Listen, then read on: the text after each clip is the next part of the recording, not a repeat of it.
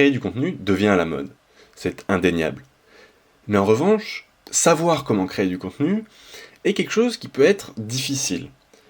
Et une des questions que je me suis posée, c'est de savoir si sous-titrer était important. Parce que dans le processus de création de contenu, sous-titrer était un des points qui me prenait énormément de temps. Donc des formations professionnelles obligent, je me suis demandé si les data pouvaient me dire si sous-titrer mes vidéos allait avoir un impact, était important pour le succès de mes vidéos. C'est ce qu'on va voir aujourd'hui, j'ai fait une expérience pour vous, et on va voir ce que ça nous donne.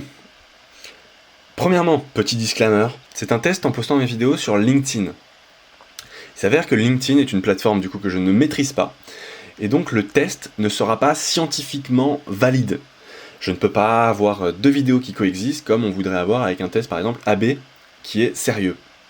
En revanche, on va voir qu'on va pouvoir en apprendre certaines choses, et je vous fais le débrief à la fin de la vidéo. Comment ça s'est passé ?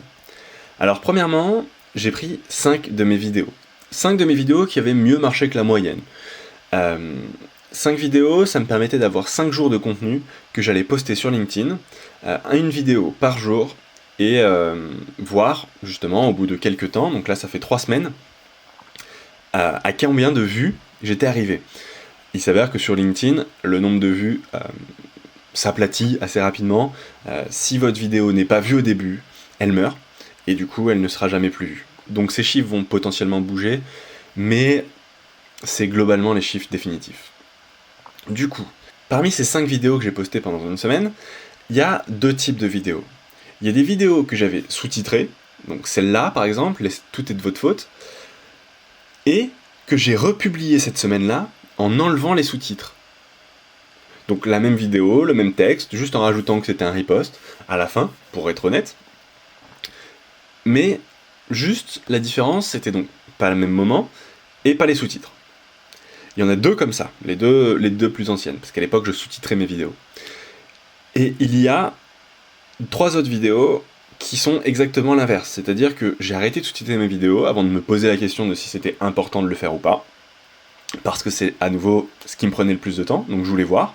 Et donc vous pouvez voir là ici une vidéo que j'avais postée à l'époque, qui est sans sous-titres, que j'ai repostée à nouveau avec des sous-titres pendant cette période de test. Il y en a 3 comme ça. Donc ça fait 5 vidéos, 2 que j'ai désous-titrées, 3 que j'ai sous-titrées. Et du coup, quels sont les résultats ? Alors si on regarde les résultats, qui sont juste ci-dessous, on voit que les 2 premières sont sous-titrées, et les 3 suivantes ne l'étaient pas. Donc l'inverse est pour celle que j'ai postée. Et il s'avère que si on s'intéresse à comment la version 2, donc ça veut dire la version pendant la semaine de test, a fonctionné par rapport à la version 1, on voit qu'elles ont toutes moins bien fonctionné. Pour expliquer cette variation, un des facteurs est effectivement que les sous-titres ont changé sur ces vidéos. Certains ont disparu, certains ont apparu, mais il y a aussi autre chose. Peut-être que mon audience, ayant déjà vu cette vidéo, s'est moins engagée. Donc il faut garder ça en tête, et du coup, naturellement, toutes ces vidéos ont moins bien fonctionné. En revanche, si on regarde la différence entre une vidéo sous-titrée puis non sous-titrée, donc ça veut dire la moyenne de la variation de ces vidéos, donc qui sont les 2 premières, on arrive à une performance de 17% de ces vidéos-là. Donc elles ont performé à 17% de ce qu'elles avaient performé à l'époque. Si on regarde la même chose pour les vidéos qui sont passées de non sous-titrées à sous-titrées, on voit qu'elles ont performé 37% de ce qu'elles ont fait à l'époque. Donc en fait, on a quand même quelque chose qui a des performances différentes en fonction de si elles sont passées de sous-titrées à non sous-titrées ou de non sous-titrées à sous-titrées. À nouveau, ces chiffres sont expérimentaux et dans des conditions non scientifiques. Cette vidéo est vraiment pour pouvoir vous donner des tendances pour pouvoir vous aider dans votre réflexion de est-ce que je dois sous-titrer mes vidéos en fonction du temps que ça me prend, ou est-ce que je dois le sous-traiter. Donc ce qu'on peut voir, c'est que les vidéos qui ont été ensuite sous-titrées ont moins sous-performé que les vidéos à qui j'ai enlevé le sous-titre. Ce qui laisserait entendre que sous-titrer une vidéo sur LinkedIn est quand même quelque chose d'intéressant. Les gens auront tendance à lire les sous-titres plutôt qu'à ne pas les lire. Et on voit qu'en fait, les vidéos qui ont été sous-titrées ont sous-performé 2 fois moins que celles qui l'ont pas été, celles où j'ai enlevé les sous-titres.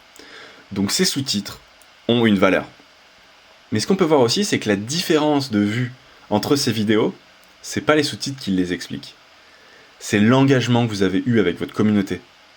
Typiquement, mes premières vidéos avaient été très commentées et partagées. Et du coup, les gens d'autres audiences ont pu être exposées à ces vidéos et donc les voir, et par effet boule de neige, par effet propagation, le nombre de vues a augmenté. En résumé, si je devais focaliser sur une seule chose, ça serait plutôt d'avoir des vidéos engageantes, qui demandent aux gens de s'engager avec elles, plutôt que des vidéos sous-titrées. Je serais extrêmement intéressant d'avoir vos retours sur comment avoir des vidéos qui fonctionnent. Est-ce que vos sous-titres ont un impact ? N'hésitez pas à le laisser en commentaire, et je serai très heureux de discuter de ça avec vous. À très vite.